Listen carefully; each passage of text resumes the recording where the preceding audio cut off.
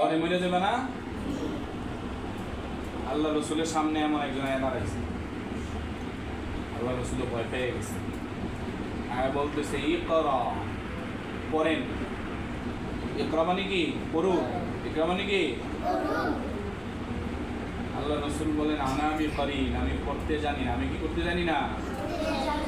আল্লাহ রসুল এর আগে কখনো পড়াশোনা করে?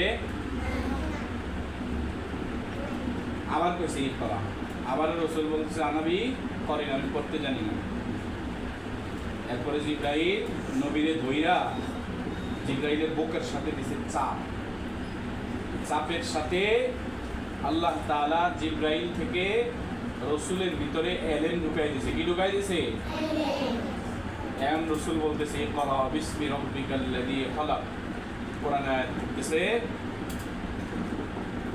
এরপরে রসুলের শরীরে জ্বর এসে গেছে। কি এসে গেছে? জ্বর। কেন এলেন শিখলে জ্বর উঠবে কেন? কারণ হলো এই এলেনটা এত ওজনদার, ভারী, যেটা মানুষের দেহের মধ্যে যখন ঢুকে এটার একটা প্রতিক্রিয়া আছে, এটার একটা কি আছে? প্রভাব আছে। কি আছে? এই প্রভাবে আল্লাহ রসুলের শরীরের মধ্যে জ্বর এসে গেছে। অথচ আল্লাহ রসুল শারীরিকভাবে অন্তত আমাদের পৃথিবীর 1000 জন মানুষের শরীরে যত শক্তি, আল্লাহ রসুলের শরীরে এর চাইতে বেশি শক্তি ছিল। সুবহানাল্লাহ বলো। সেই রসুলের ভিতরে এলেন ঢোকার কারণে রসুলের শরীরে কি এসে গেছে? বাড়িতে গেছে কাঁপতে কাঁপতে গিয়া। রসুলের স্ত্রী আমাদের মা হয়, রসুলের স্ত্রী আমাদের কি হয়? উম্মাহাতুল মুসলিমিন খাদিজাতুল কুবরা। রসুলের 1 নম্বর স্ত্রীর নাম কি? খাদিজাতুল কুবরা রাদিয়াল্লাহু তাআলা আনহা। নাম বলে সাথে সাথে কি বলতে হবে? রাদিয়াল্লাহু তাআলা আনহা। ওনার কাছে গিয়া বলতেছে জাম্মিলুনি জাম্মিলুনি। জাম্মিলুন শব্দের অর্থ হলো কম্বল।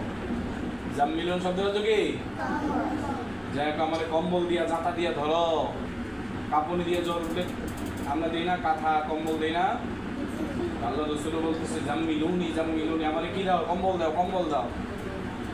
কম্বল দেওয়ার পরেও রসুল কাঁপতেছে। কেন কাঁপতেছে? রসুলের ভিতরে কোরআনের এলেম ঢুকছে। কি ঢুকছে? জ্বর উঠে গেছে। আমরা যে কোরআন হাদিসের এলেম শিখতেছি, এটা ঘুমাইয়া ঘুমাইয়া শেখা যাইব? এমনি ঢুকবে না। এটা অনেক দামি এলেম। এটা অনেক কি এলেম?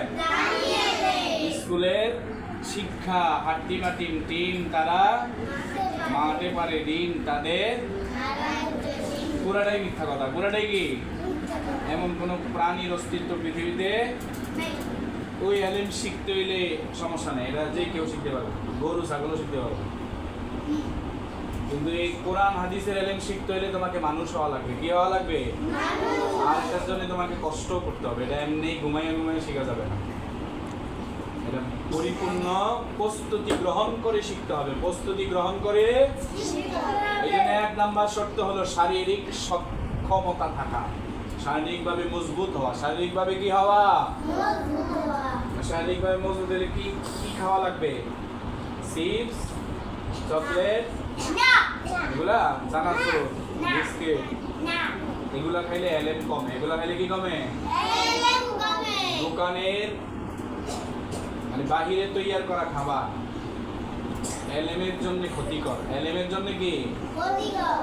যে বাচ্চা বা যে মানুষ সবসময় বাইরের খাবার খায় তার আস্তে আস্তে ব্রেনের শক্তি লোপ পায়, কমতে থাকে। এই জন্যে আমাদের আকাবির যারা, আমাদের মুরব্বী যারা, বড় বড় আলেম আছে বাংলাদেশে, সারা পৃথিবীতে এমনও আলেম আছে তারা তাদের সারা জীবনে একবারও বাহিরে 1 কাপ চাও খায় নাই, ঘরের বাহিরে 1 কাপ টিও খায় নাই। ওনাদের এত মেধা, এত বুদ্ধি, এত জ্ঞান।